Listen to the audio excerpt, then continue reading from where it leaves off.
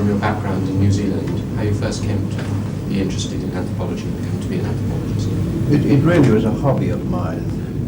I think the initial circumstances are in the introduction to primitive Polynesian economy. As a schoolboy, indeed, I became interested in the Maori people and began to make some inquiries of my own about them. I learned a certain amount of Maori, and I think I really thought that anthropology in those days was purely an amateur and hobby affair, and in fact was interested in economics. Did my first piece of fieldwork before I'd ever heard of Malinowski in a rural occupation in New Zealand, and in fact thought for quite a while when I came over to this country that I might still pursue the economic career, and then decided in the end that throw my cap over the windmill and become an anthropologist. Did you do that? Had you already gone to the LSE when you decided to become an anthropologist? Yes, for about 6 months. I was really sitting on the fence, as it were, between economics and anthropology. I'd become interested when I was doing economics in New Zealand with the vague possibility of somehow relating that to my study of the Maori. And the Maori economics notion grew out of that. And I then discovered, to my delight, Malinowski's Argonauts in a bookshop. And he was somebody who'd done the kind of thing with a level of sophistication that I had no idea of at that time.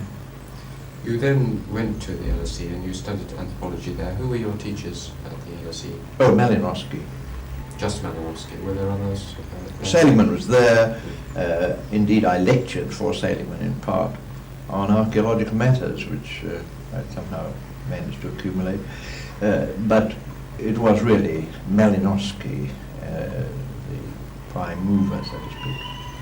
I attended Hobhouse's seminar, for example. Talker Parsons was there at the time, and he, in a sense, conversely, attended Malinowski's seminar. There was a very considerable amount of moving to and fro, Westermark and so on. But my real teacher was Malinowski. I know you must have been asked many times, but could you single out one or two of the qualities of Malinowski that attracted you most to his work?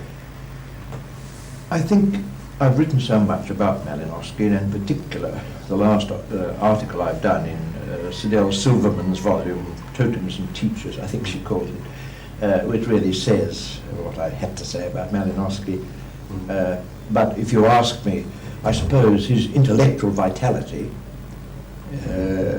his breadth of European control, as it were, linguistically, and also knowledge of people. I mean, one felt here was an international scholar, not merely, as was the usual then, just a British scholar. And could you probably also written on the Malinowski seminar, but since you continued this seminar in a distinguished way for many years, what was the quality of that seminar itself, which has become legendary? The word that comes to my mind, associated with Malinowski always, was Problemstellung. That is, the statement of the problem, the examination of the problem. Again and again, when propositions were made, statements made, Malinowski would say, yes, but what is the real problem? And then you have to think very hard to isolate the most significant criteria and so on. This is, I think, outstanding in his handling of the seminar. You were with a very distinguished generation, many of whom we have filmed. Were there any others who, alongside Malinowski, influenced your work considerably?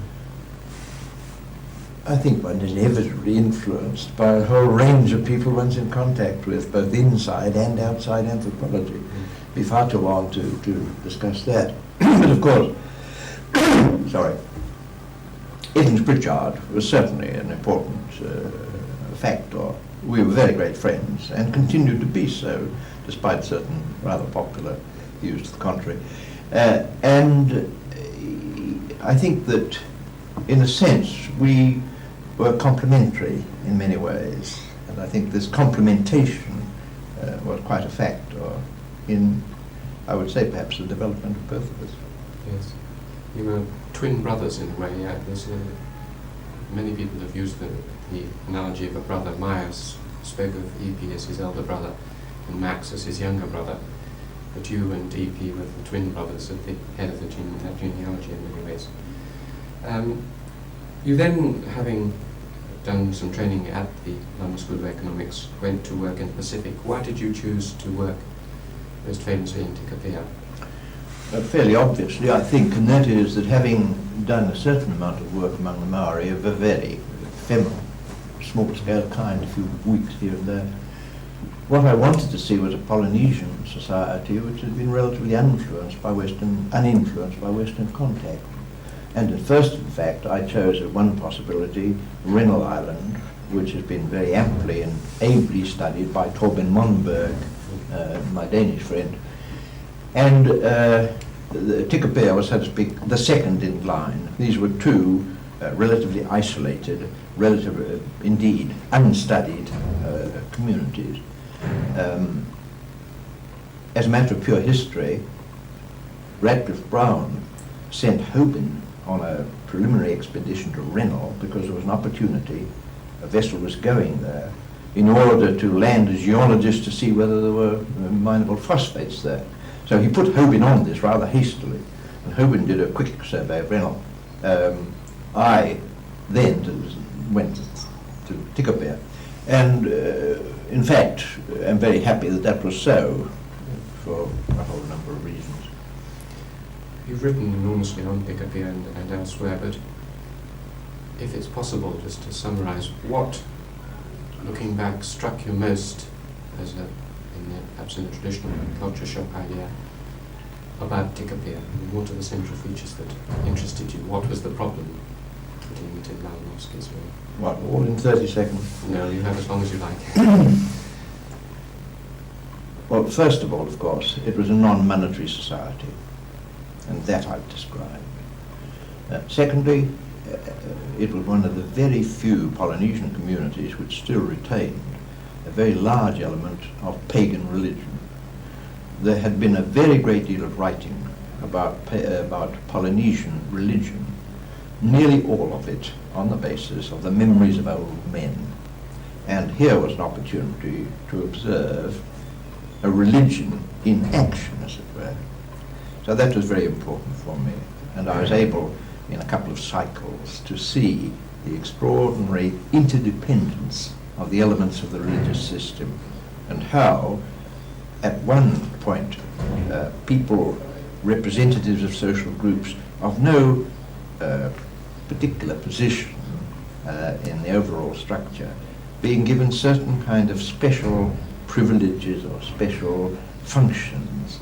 And this interpenetration of relationships was extremely interesting to me, carried right through, of course, into the conceptual field, the whole notions of gods and ancestors and so on. And I think also, how shall I put it, that it taught me certain things. Among other things, I think it allowed me to express my sense of rhythm in dancing in a way that I hadn't been able to do before. It also taught me something about the notions of reciprocity, about the delicacy of the whole process of reciprocity. And it, I think, also taught me how the kinds of bonds that one forms in a community of that kind can never be really ultimately severed if you have any kind of sense of responsibility. I would also, I think, add something which is perhaps not appreciated for Malinowski and the Trobriand, and that is that one quite often forms a friendship on an intellectual and emotional basis with somebody whose material equipment, whose knowledge of the world may be very limited, but whose knowledge of humanity, in a sense, goes quite deep. And this was so with me.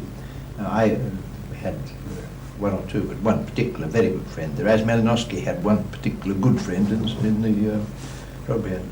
Could you say something about that person? Have you written about him? Or? Yes, I have. Joseph Casagrande published a book called In the Company of Man, and there's some excellent essays there. There's one by Stanner, very moving account of his relations with an Australian Aborigine. And I have done this on my friend Pawhenotara, the essay is there. You then went on to do fieldwork in a number of other areas. Which of those other pieces of fieldwork struck you as most interesting? Oh, undoubtedly the Malay work that Rosemary and I did in Kelantan, 1939, 40, and again in 1963. I mean, that in a sense is parallel to Tikopia. Yes. I haven't written as much about it for various reasons, but undoubtedly it was a very meaningful experience. You very nicely sketched what you found in Tikopia. What, in the same way, in Malaya, what were the sort of central? Well, we were able to develop, I think Rosemary can speak to this herself, but we were able to develop a kind of complementary relationship whereby deliberately the project was couched in terms of a community of fishermen. And they were also agriculturalists to a limited degree, and that took us out into the agricultural area and the markets and the like. But we had a kind of division of labour, not, I think, of domination and subordination, in which I looked at the immediate production side, the fishing itself, the beach marketing, which is quite complex, the whole business of price fixing and the elaborations of that kind, some of which economically, I think, have very interesting implications.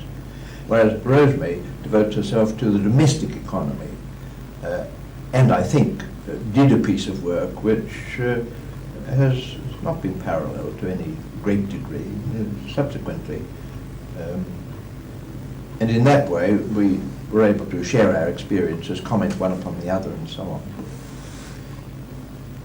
You've worked in many theoretical fields covering religion, aesthetics, economics, kinship, and so on.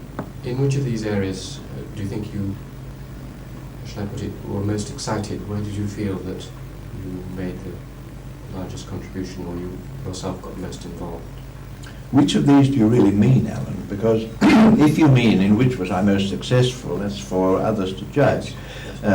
If it's a question of those that interested me most, then certainly the economic field, and that's why I deliberately carved out, as it were, an economics project for Malaysia. But I think that religion has always been one of my interests, looking at it as an essentially human product, with all its elaborations, conceptualizations, and so on. Art has been a kind of side issue in a way. I don't consider myself competent in that field, but I'm interested in the problems that it raises. Interested, I suppose, in the relation between the representational and the non-representational aspects of art. Turning to the overview, you've seen anthropology develop since the 1930s, now in the 1980s. And I remember when I said the farewell speech when you retired from the Malinowski seminar, when I was at the LSE, I asked you what the future held for anthropology and what anthropologists could do. I wondered if I could ask you, in the light of this decennial conference, the same question. If you were a young anthropologist now, what do you think you would be most excited to do? It's a very good question. That's a difficult question because I'm not a young anthropologist now, and therefore, in a sense, I can't answer it properly at all. I think I would pursue a number of the same kinds of lines of interest. I've never been so much interested, perhaps, in structure as I have in process. And I have a kind of glimmering, and I may be quite wrong, that in fact, modern interest in anthropology is, in a sense, been moving more towards process than structural considerations after a number of hills and valleys. And I think I if I were continuing to work in this way, I think that it would be studies of process that would be the kind of focal thing. What I've called organizational approaches I think are important too. I'm still interested in questions of responsibility, for example, how they relate to decision making, things of this kind. But of course, my general feeling, as I've expressed it on a number of occasions, is that anthropology applies as a method of study, a discipline, to all human societies.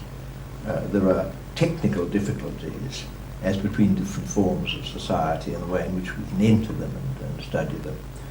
But the kinds of studies that are being made now in, say, modern industrial society, both in Europe, Asia, so on, are to me really important and in some respects even vital. Another very general question, but you've worked in many societies and also in British society and kinship.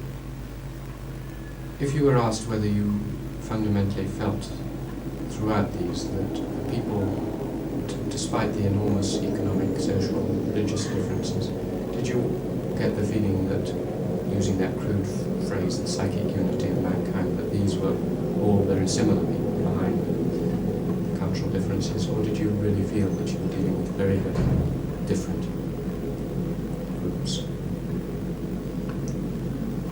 I think I've always felt, and what I said about friendship with individuals in society studied is an illustration of that, that the basic elements of humanity are the same everywhere. But of course, the social fabric makes for enormous differences, so that there were times in Tikopia when I felt, although I know the Tikopia very well, that I wasn't following their line of thought, or put it another way, that I couldn't predict what their line of thought would be. I found out particularly when a possible clash between government and the Tikopia. Later I could see the convolutions of their thought, but this was only by reflection afterwards, in the process of hindsight. So I think that the social conventions, the codes, are so intricate that no anthropologist really, I think, honestly can say that he has completely mastered the code. It's the same as in language. Although one may have considerable fluency in the vernacular of another community, I think that it's practically impossible to speak just as a native speaker. So that... That's a very good analogy. Finally, could I ask you, Raymond, if you were to have lived your life over again, whether you would again have been an anthropologist? Well, that question is rather reminiscent to me in a way, because on occasions I've said, once I remember in an anthropological gathering, that if God said to me, if you had your life over again, what would you be? I would say, please God, I would like to be an anthropologist. But then the choice doesn't lie with him, really. That's a lovely ending. Thank you very much indeed, Raymond.